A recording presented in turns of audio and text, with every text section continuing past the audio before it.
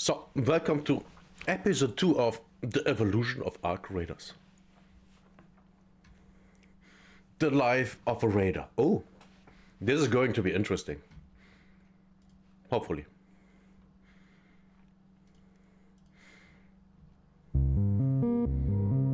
Hello and welcome back to Embark Studios here in Stockholm, Sweden. In our last video we explored the original concept for Arc Raiders, an epic co-op machine hunting multiplayer game that never quite found its feet.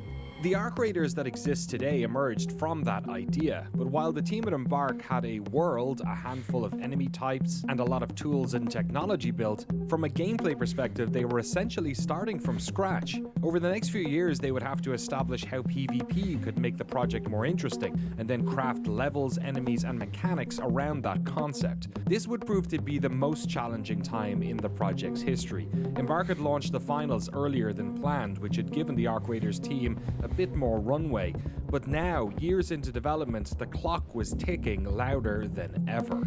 In this video we're going to cover several fascinating aspects of game design that happened in this period, from how the game looks and sounds, to how the levels were split apart and reassembled, the work that went into wrapping all of this into an extraction shooter form with interesting progression, what happened when they made the decision to drop free to play, and a lot more. But before the team could get to Oh my god, so much content for this video. Oh god. This is going to be good. This is going to be a 1 hour video. I mean, this video is 20 minutes, so it should be 1 hour. Any of that, they'd have to answer one fundamental question. What aspects of the original Pioneer concept would be retained, and what new ideas would come to the table? Nice. Really, really nice.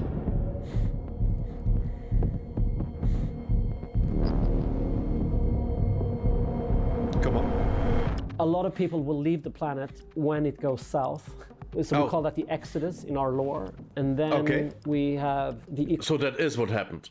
I was wondering that, because it, to me, looked like that's what happened. Oh. Now that one quest where we had to find the thingy between the wreckage parts. That probably were the people that left. Oh my god, this is going to be interesting. I can't wait for the story to unfold over the next 10 years. Ecological collapse itself, the depopulation across the globe, and then we start our game much later when we are following a generation of people who has no concept of the world that we live in today. So we don't want to carry this sense of loss. We needed to establish that the machines themselves were able to dominate the surface. Naturally, we will be the one underground. If you want something from the top side, you ask a raider. If we were to have a world realistically depicted in what had happened in this world, there would be nothing left. So we'd taken loads of liberties in having things still have a material quality and a sort of nice appeal to it. You try to have this approach of having very naturalistic lighting. And that, for one, brings out a lot of inherent qualities in the things. We don't use a lot of color grading or anything like that, because we want to balance everything to have a very naturalistic look. And then we can sort of push the things that need pushing in order to achieve this. So I think they nailed it. The game looks incredible. Even from, I don't play the game on max out settings because my graphics card can't handle it, especially not when I also stream. The game looks good. Now, does it look for me as good as for Dr. Disrespect or Shroud? No, but it doesn't need to. It's still beautiful. I have nothing to complain graphics-wise about the game, with the exception of bugs, of course. But of course, I complained there. But one pet peeve I have with the game is that solar panels are still working. They wouldn't work anymore, because they would have burned out. Because modern solar panels are made with oh, how's it called? I forgot. LCDs? The same things that LCD monitors have. And, you know, they burn out. So do solar panels. That's why, you know, they're actually not that good. Solar panels are actually bad for the environment because after 15, 20 years, you have to replace them. And what do you do with the old ones? They go to the trash. Great. Awesome. Sort of contrast in between. First of all, we needed to understand this new category of games. We spent a lot of time playing that. And for me, that was fairly easy. I played a lot of extraction shooter games before. There's great competitors out there, and there's great games out there. So what can we learn? And we knew from the beginning that the world and its narrative wanted to be, there was something in the market that we felt like there isn't really a game here that speaks to you in that way. Huh.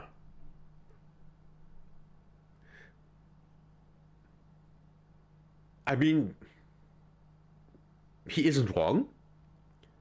The only thing I could think about is the Mad Max open world game that came out, I don't know, almost 10 years ago.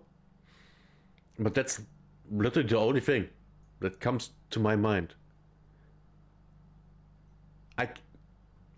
Another game I want to say is Rust, but I have never played Rust, so I can't tell. This is quite a unique game, to be fair. It's really, really unique, which is why I like it so much.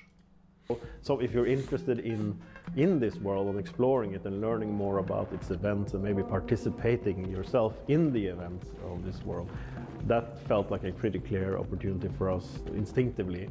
A lot of us were just feeling that needed to be there. The original version of Arc Raiders was based in one massive open world map, but to make a game about looting and finding cover and exploring and listening to threats, the team was going to have to take an entirely new approach to level design. So what areas from... Now, to be fair, one giant open world game, it could have worked, but it wouldn't be an extraction shooter, because that wouldn't work.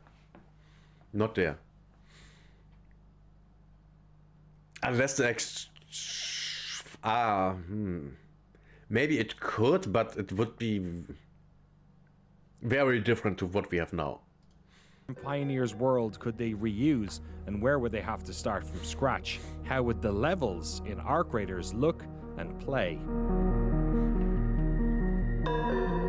So initially we have this massive world. That was the initial ambition, that every map that we have now would be a server, and then it would be like a battle royale, sending you to the center where the big robot would be, and we would kill the servers as they would go, and so on.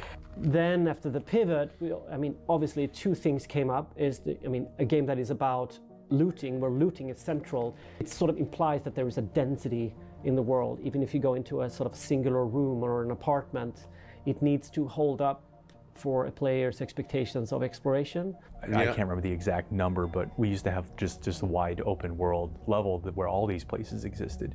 And I think today a single one of our maps has more props and actors in it than the whole of that world ever did by a factor of 2 or 3. So, which isn't surprising because they are completely different games. The original, there was no loot, stuff you loot just randomly out of objects. And the goal was to destroy the Ark. So yeah, make complete sense to me. we inherited what we I also guess that there was no crafting. Dam and Spaceport from Pile 1. But they've seen tremendous work put into them because those were obviously made for a very different game that didn't involve loot or interacting with the environment or even doors for that matter. It didn't exist back then. Because we didn't have interiors, all buildings were empty, there was no props, because the game was not a game about the interiors, it was about moving towards the center, so we didn't care if there was a bed in... We still don't have toilets in our game, that's a nice curiosity. We didn't, back in the day, we didn't even have fall damage in the game. So at the first map, there's very horizontal spaceport. You could jump from the towers, shooting and gunning and all of that, right? So I had to change a bunch of those things and put ways for it to go down. And And then spaceport's much wider open in terms of its spacing, so there's a lot of open ground that's exposed, and there's some tunnels and cover to make your way between places, but it becomes a bit more of a risk thing. So you see players kind of moving in rings around places and then finding their ingress and doing what they can and then trying to get back out again. So it becomes a bit harrowing, especially as the round progresses, where players naturally start collapsing toward the middle, as opposed to Dam, where everyone sort of either swaps sides or stays mixed into the geography around the area. But in terms of gameplay, the Dam is, we're stating that. That's how I play Dam too. I either have a location I need to go for whatever reason, or I stay around where I am. For example, if I just want to get some loot out for money or whatever, some materials. Or kind of our first map players get contact with. It has kind of a lot of easier affordances for a new player. It's got drastic height differences between like kind of the two halves of the map. It's got a good mix of interior and exterior. In the inheritance of Dam and Spaceport in particular, it was tricky over time to morph geometry and things in those levels to work for this type of game, because PvP especially was never a consideration for those. So suddenly things like sightlines and approach angles and dead ends and everything became much more critical to worry about, and making sure the affordance of PvP was correct. And it's even trickier when we have a third-person camera, which affords corner peeking and things like that. And then Buried City, which is the last one that we've made, is made for this game. It's a more indoors actually map, and a lot of parkour, even though it's not a game about parkour. That's really interesting. The game, the map was the first specifically for Arc Raiders made gap. For Arc Raiders made map there. Yeah, I can see that. Yeah. But there is a lot of ways for you to use the ceilings and the rooftops. It's a more PvP prone map, since I can see that. Yes. Also, what I have to say is, I hope they keep a good mix of kinds of maps. You know, not only this is the gold standard of maps that we have. All maps have to be like that. I think if you would do that, it would destroy the game. The map would be the maps would get boring. That's what I want to say. And that can kill a game. It's the one we did with PvP in mind. The other two we adapted for it. We knew the post-pivot that we needed one contrasting map that would be telling players more clearly that it's set on Earth. Because I think those monolithic structures, if you squint, you go, are we on Mars or are we on? So we wanted to ground the game on Earth. And this game is set in the south of Italy, deeply inspired by that region. And there's a volcano there, and there's a certain biome. So it's Italy.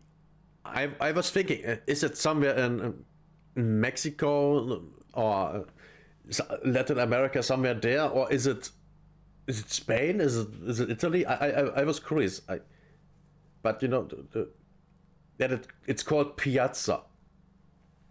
That's Italian, so I was not 100% sure.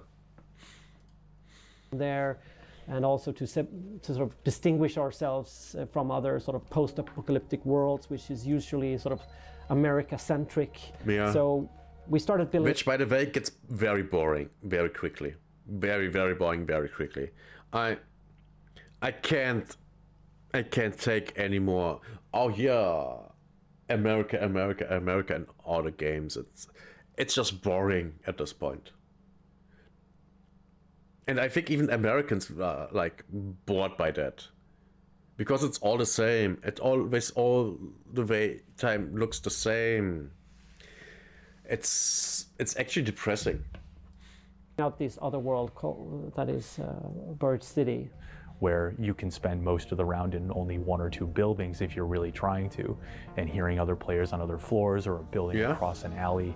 And it's kind of an interesting mix between modern structures of like a hospital or a shopping center, and then because our game is based in Italy, it's a lot of old town, like rustic structures, and they're all collapsed and destroyed, and the city itself is half buried in sand. So sometimes you'll walk straight onto a rooftop, go into a building, and then come out on the first floor that is still on a sand dune somewhere, and then worm your way even further through some buildings and end up finally on street level near a park.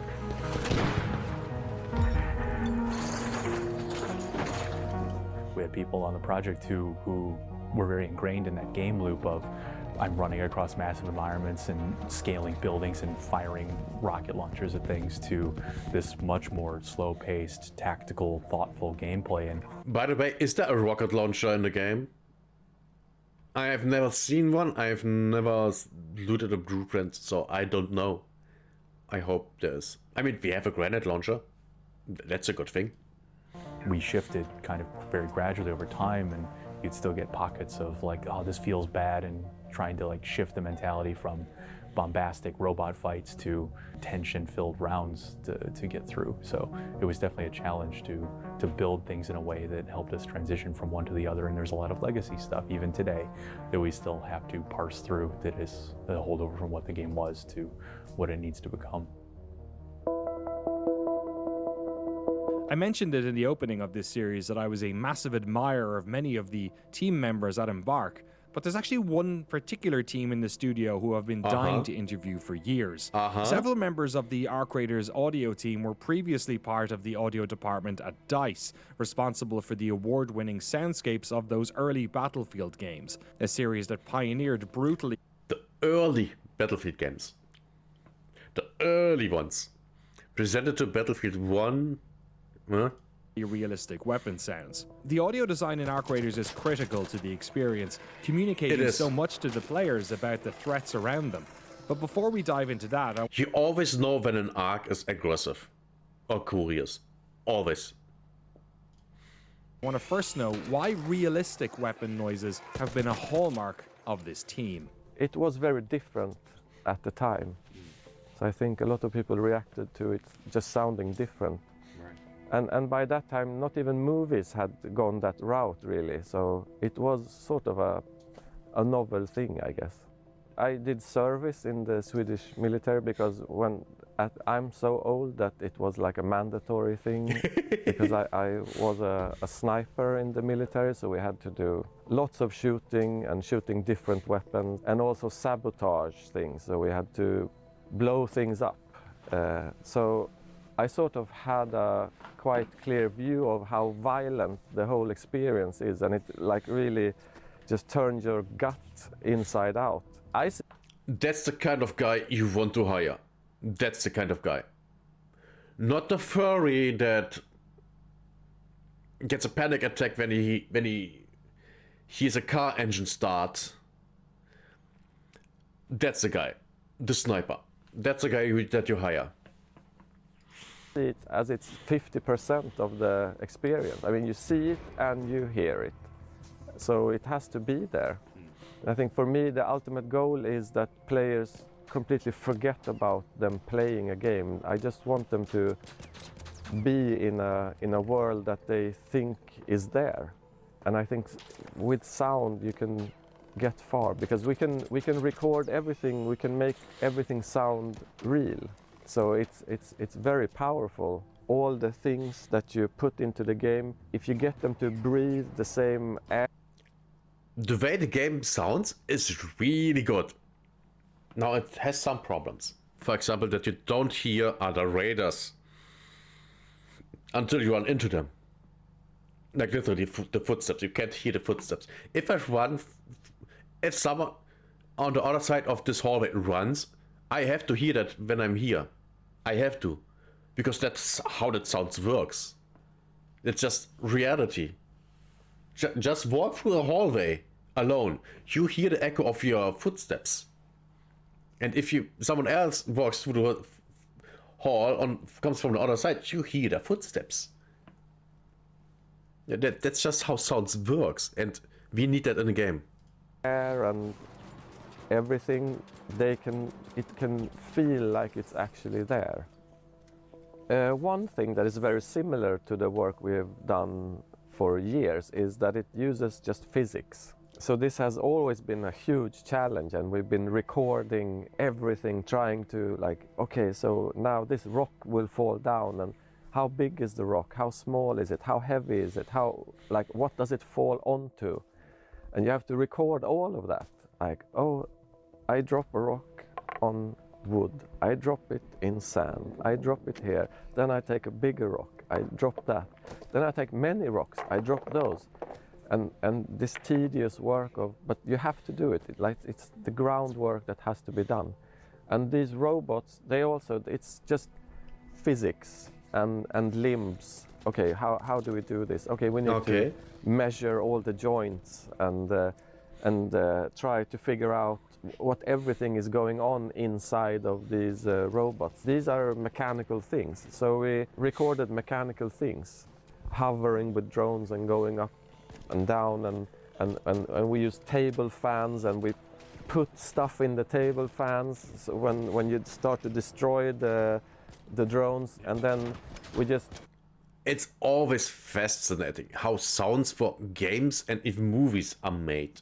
It's so fascinating, it's so good. It's the complete opposite of what you would think in some parts.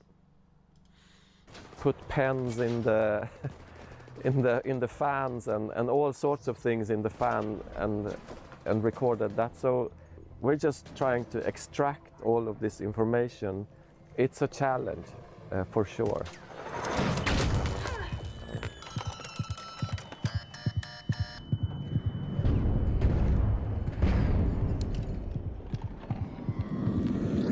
Oh, you're fucked.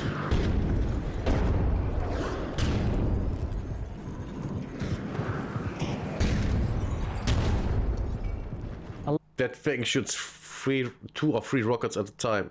It's even scarier than the one we have right now. Allow the things in there to be real. That's why we want to use, you know, gradual destructions on the drones. You would shoot up a thruster, and that disables its ability to fly. Of course it does. Like it's physics talking back to you, and there's something fun to play with physics. You don't need a health bar to tell you that. You just saw it.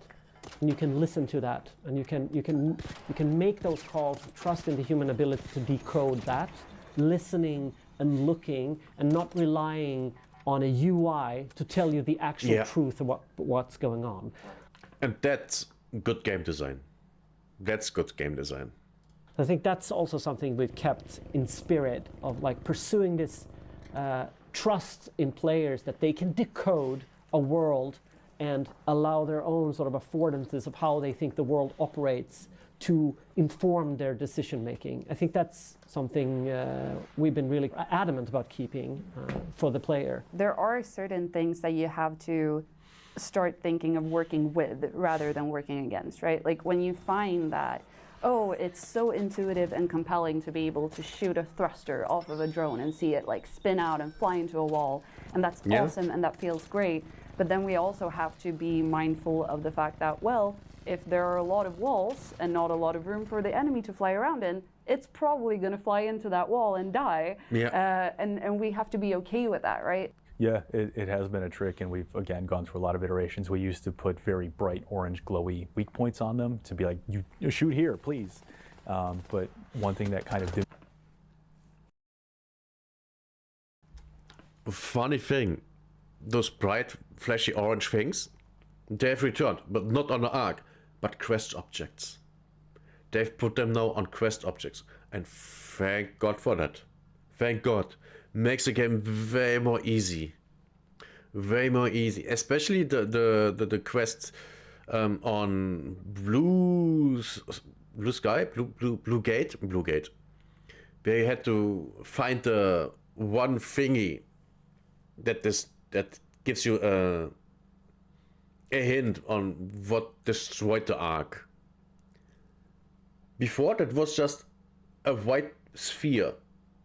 Just a white sphere with some cables coming from it on the ground. Looks just like all the Ark. Now it's yellow. Thank you. Thank you. Now I know.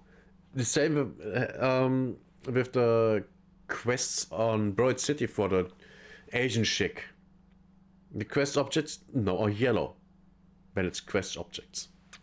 When they aren't quest objects, they just look like all other stuff, when I remember correctly. I'm not sure. They also changed the footprints from one of these quests where you had to go to a crate. It had a bomb in it, a paint bomb that exploded, and now the footsteps are in the paint. Awesome. Awesome.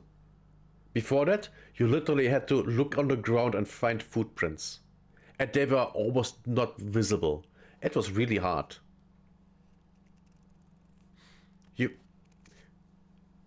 If you find that too late in the raid, you might not make it out of the raid, which is really bad. So changing that, great, good. Thank you, thank you, thank you. Diminished was we actually have all of the enemies physically fly around using forces, and the thrusters on them are the things actually providing those movement vectors. So what that did was it kind of really diminished the fact that you could shear off a thruster and you'd see its flight start to wobble, or even it would knock itself into an object and explode. And what it turned into was shoot the thing with the health bar and then the whole drone explodes, and we kind of lost a lot of that. And it's also not the most interesting gameplay to just only shoot at weak points.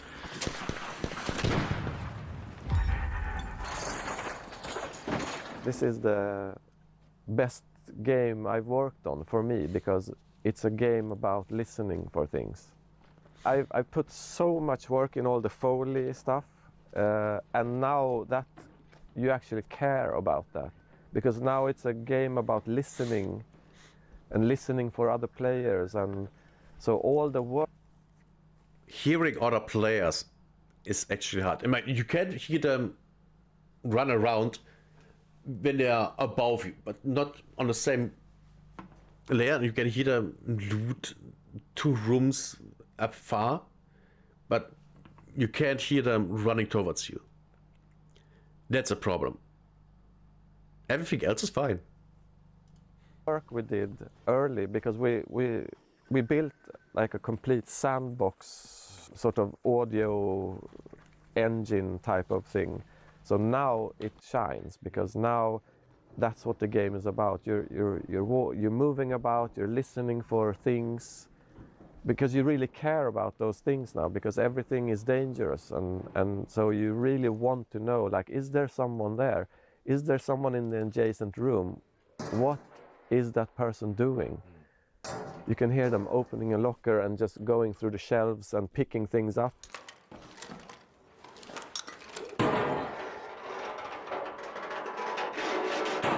Players might choose this weapon because it's great for them in PvP. They're a player who can do really good flick aim and get a headshot cleanly, and that can be good for them in PvP, but maybe it doesn't serve them so well in fighting drones. So how can we bake in some more qualities to these weapons that give them a bit different specific purpose that you might choose to bring that? So for example, if you're a player who loves shotguns, that's great at close range, and it's great at things that are kind of generally unarmored unless you have like a slug round. So what if we then made our heavy caliber weapons penetrate drone armor very effectively? And now you're like, well, I don't actually like this breech loader rifle because it's slow and cumbersome, and if I miss, I'm reloading forever, but it will punch clean through a drone's armor. So that's, a choice I'm being afforded now to offer. Yes, and the choices are, they feel good. Taking one weapon for the ARC, one for players, that's a valid choice making. Take 2 weapons instead of 1, yeah. Or if you completely avoid one or the other, just 1 weapon. Set maybe the weak sides of the weapons I do prefer. We add things to the weapons. I mean, if they look like something that has electrical moving things, then we add those little aspects to it as well. And all the weapons are built from different layers. We have the mechanics separated, this separated, that separated, the echo separated, all the sort of distances that we've been recording them, we split that up and fade it. What you hear when you fire a gun is a large amount of recordings that from the different angles and distances, and then we sort of put that together into a gun model. So if someone is firing from far away, you hear a far away gunshot of that caliber or whatever. Yeah. So it's built Which you out do. of 1,000 small parts. And then you can also stick an electric motor in there, and it will just work with this whole model. It's very consistent, and you can sort of just distill everything, but they all come from the same source. So it becomes much easier to do something that sounds really believable. Oh, Embark had a I was just, oh. It got him, it got him. Jesus. Almost like if I would play. Jesus. established their new vision for Arc Raiders, a game that attempted to blend PvE with player-on-player combat, a game that attempted to blend the intimate exploration of their detailed levels with the tension of extraction shooters. But it was finding the right blend of all of this that was going to prove their biggest challenge. Yeah, In sure. resetting Arc Raiders to this extraction game experience, the studio embarked on a difficult plan. These games are notoriously tough to balance, not just ensuring that players of all skill levels have a rewarding experience, but that people who play solo don't get swamped by those who play teams. That risk is rewarded without being overly cruel, that the game can create tension around its goals without stunting player progress. In a single-player game, it's very easy to give players cookies for doing a good job. In most multiplayer games, skill and teamwork are the tools to winning. This is what makes a game like The Finals, a competitive round-based shooter, a good candidate for free-to-play. But in a game where players are going to require satisfying progression, where survival is so important, the team was really struggling to find this right balance between risk and reward. So before we can talk about progression, we need to first talk about the decision to drop free to play. This decision massively helped issues the team were having with the progression, because drip feeding content or artificially holding back progress felt at odds with the game. But putting a price tag on the experience was also going to present some challenges. So where did this decision come from, and how exactly did it change Arc Raiders? It's actually in many ways made it drastically easier. In free-to-play, you need to, in some ways, make things a little stickier than they would be otherwise, take a little more time, a little more grind, just so players are more incentivized to, stay in and stick into those loops and keep playing your game, and then ideally are incentivized to then spend money on that game. So for this type of title, it made it kind of hard to respect the player's time in some of these areas around crafting or sessions and things like that, because we were almost had a hand on their forehead going, slow down a little bit, where it felt a little bad. So as soon as that decision came down, it made us able to... That slowing down the player, war thunder. Absolutely, war thunder. Jesus. Progress there can be so slow. make things take the amount of time that felt appropriate in a lot of ways. So crafting no longer has timers on it that you have to wait out, or the amounts of things we're asking you to collect are a little more rational, or match the effort and outcome match each other a little more precisely, and things like that. So it's helped a lot, but it does, on the other side, again, launching at a price point, we still need ways to monetize that doesn't feel predatory. Did you see that? We still... There are way more people down here than in the actual game. No, I don't know if they move. It doesn't look like it. need ways to... No, it's just a picture. Okay. Then you can have so many. If they are actually there and have to be rendered. Unreal Engine doesn't like that. monetize that doesn't feel predatory or things like that. So that's also been an interesting challenge. It's a pure market. It's like, how do we adapt to what the market wants? A free-to-play game would attract a lot of players, and we can maybe get tens of millions of players for a while.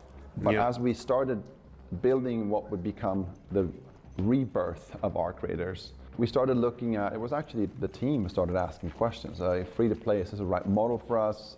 One of the early tenets we set for ourselves is that we wanted to be more approachable than kind of the standard extraction shooter, which can result in just this poverty loop of I have nothing, I go in with my knife, I fail, I try again, and it is very tricky, right? Because anytime the game slaps you for doing PvP in a PvP game, that feels bad, right? So it is tricky, and there's kind of passive ways you can do it and active ways you can do it, and some of the passive ways is just leaning into some of the tenets of extraction games or similar, like you're expending resources, it's risk to you to do this fight because you don't know whether you're going to win, so you stand to lose. And having that fear of losing your stuff or losing that fight, hopefully, is something that gives a person pause. A more active solution is doing things like world activities, quests, or other types of challenges that don't necessarily require multiple people, but are greatly benefited from having multiple people doing it.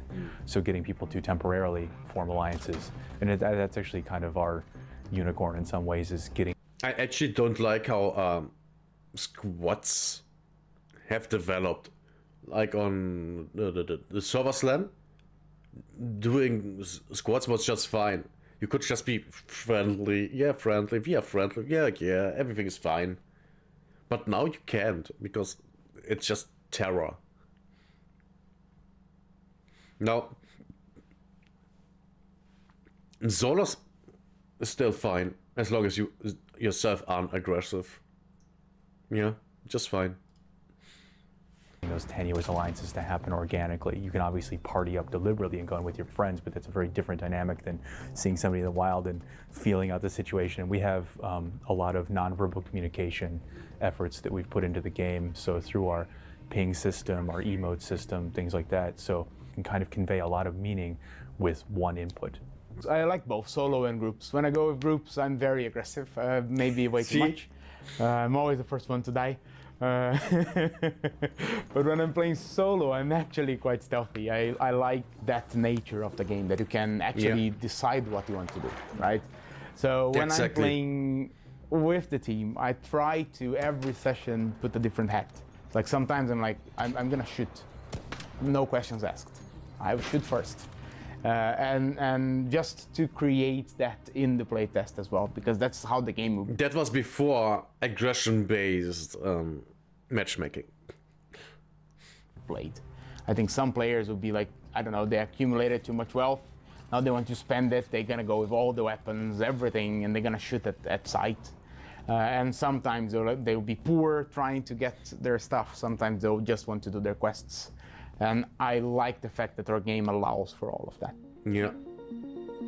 Same here. To launch a new game today, irrespective of what platform you're on or what type of game it is, it's harder and harder and harder to break into kind of a critical mass that makes any financial sense. I think game developers out there are really scratching their heads thinking, I made a great game. And often you see today that if you've done a really good job, you'll see players jump on. They'll stay there for a while, but guess what? Then they drop out and go and do something else. A big component of that is due to the fact... It happened with me and Marvel Rivals. I played it for maybe maybe absolute max 8 weeks, and then it was gone. The game has nothing to offer to me, except for hot chicks. And that's not enough for me. Even for me, the old gooner. I want more. The game didn't have the attributes or instruments needed to retain the players. So it's on us as game developers, it's not the gamers' fault. You know, we need to do a better job of making sure that they have a need and a desire to stick around playing our game. And what can we learn from our previous games? Having gotten finals into the market, we saw a big peak, like a crazy amount of people, then we saw a drop-off. Now, because of hard work, you know, we're seeing people return to the game, and we're seeing a growth curve coming back. But I think it's always going to be in what's the long-term motivation for a player to play. It sits in the progression, in the meta layer, making sure that there are meaningful things to do in the game apart from just running around and shooting people. That's probably our biggest challenge, and will remain our biggest challenge when we launch the game and after launch. Primarily, I think our biggest concern right now is what does the end game look like? because what often happens in these games is they either have a seasonal reset mechanic, so there's just always a clock on what you're doing, and then that tends to culminate in towards the end of that, players bringing all their best, shiniest things and just duking it out until the reset happens. And so there's been a lot of talks about how we actually handle that. What do we lean into for PvE? What types of events can we do? Seasonal storylines, things like that. So getting that shaped up, I think, is kind of what I'm most keen to figure out, because players even internally are like, well, I have amazing gear. My stash is full of amazing gear. I very rarely die. Nothing is asking me to use that. And part of the answer is the giant robots coming back in a form that makes sense for this game. But then what's the framework for highly skilled or highly wealthy players to then go and challenge themselves or be challenged by and earning additional awards? And we're going to have, you know, kind of the traditional things like battle passes and stuff where you can work through those, but what sort of extra motivation can we give to those players who need something to do? Have them come back, and destroying them grants you, I don't know, cosmetics that you can't get somewhere else. There, problem solved. I think. I mean, if you don't want to do it, then don't, but you know, you can. I think that could work. We've covered a bunch of areas of design in this video, but there is one large mechanical elephant in the room: the machines themselves. In the first video in this series, I mentioned how one of the biggest technology investments the studio had made was in the locomotion technology driving the movement of these machines. A brand new way to create believable, intimidating enemies that adapted to having parts of their structures blown off. The struggle to get this technology to work was ongoing throughout the entire development of Arc Raiders, and continues today. So in the next episode in this series, we're going to explore how the arcs themselves were built, the technological struggles the teams have undergone to wrestle satisfying gameplay out of them, and what their groundbreaking technology means for the future of this game, and perhaps many more. See you then. Oh, that's gonna be awesome. Yeah, I like this. I really like this. I really do like this. This was great.